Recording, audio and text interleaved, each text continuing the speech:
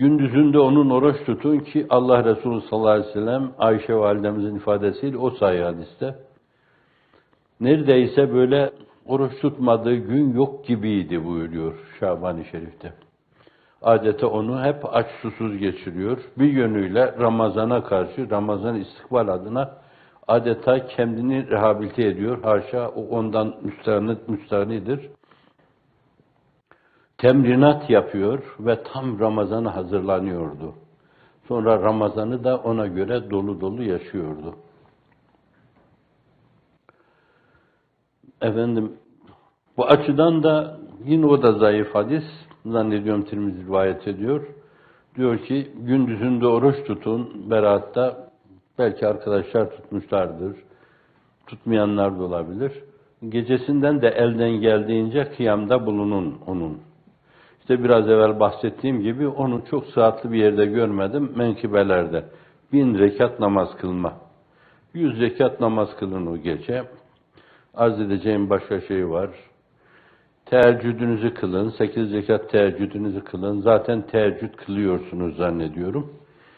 İnsanlığın iftihar tablosunun size emanet ettiği bir sünnet, hususiyle toplumumuz içinde öldürülmüştü. Hareket aynı zamanda veya hizmet demek daha uygun.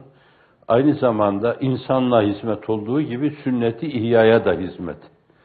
İnsanlığın iftihar tablosunun ümmetine emanet ettiği şeyleri ihya etmeye de hizmet.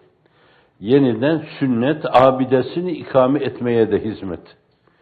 Zannediyorum teheccüd namazı kılmayan çok azdır. Zannediyorum evvabin kılmayan çok azdır. O teheccüd namazını kıldıktan sonra gece, çünkü gündüz olursun nice ayar ile gafil, ko gafleti dildardan bari utan gecelerde. Az ye, az uyu, hayrete var, fani ol, onu bul. Ol ana mehman gecelerde. Allah'a misafir olmak istemez misiniz? İşte öyle bir beraat gecesinde kalkıp namaz kılıp, el pençe divan durup, sonra el açıp içinizi ona dökme. Bir yönüyle onun misafirliğine tavrınızı ortaya koyma demektir. Siz ona misafir giderseniz, o size sizden yakındır. O da sizin misafirliğinizi kabul eder. Sahih hadislerde rivayet edildiği gibi bunlar müteşabih şeylerdir. Müteşabih şeyleri muhkemata irca ederek esasen makul bir zemine bağlamak lazım. Semayı dünyaya iner, nüzul eder. Bu bir yönüyle teveccühat-ı ilahinin tenezzülüdür demektir. Allah o dünya semasına teveccüh buyurur, tenezzülen teveccüh buyurur.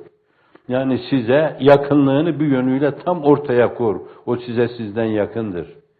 Bunu söylemek suretiyle esasen o yakınlığı siz kendi hesabınıza değerlendirmenizi ister. Madem o size, mesela yine o gecelerin şeyinde, hel min müstağfirin, hel min müsebbihin, tesbih eden yok mu? Ben tesbihine icabet edeyim. İstiğfar eden yok mu? İstiğfarını kabul edeyim. Hadis kriterleri açısından bu da sorgulansa, fakat temel manası itibariyle sorgulanacak şeyler değildir. Şahsi hayatımız adına, hizmet hayatımız adına bu mübarek geceleri ve önümüzdeki Ramazan'ın her gecesini Kadir, her geceyi Kadir bil, her kapına geleni de Hızır bil.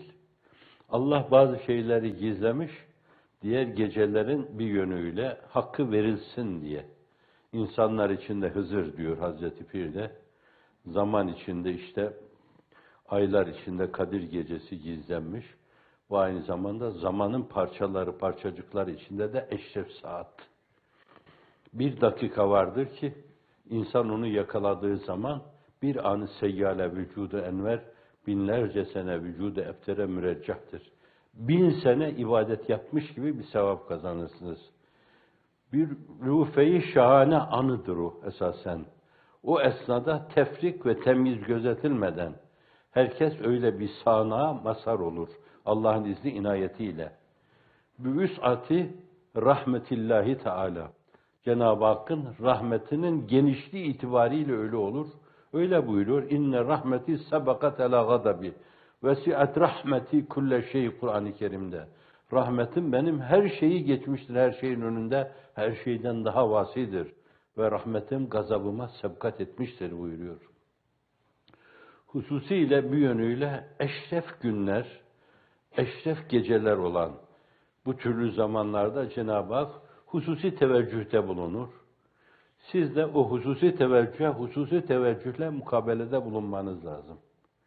Bence o teveccühü bir yönüyle kendi hesabınıza, bir husran dakikalarına, husran saatlerine çevirmemeniz lazım.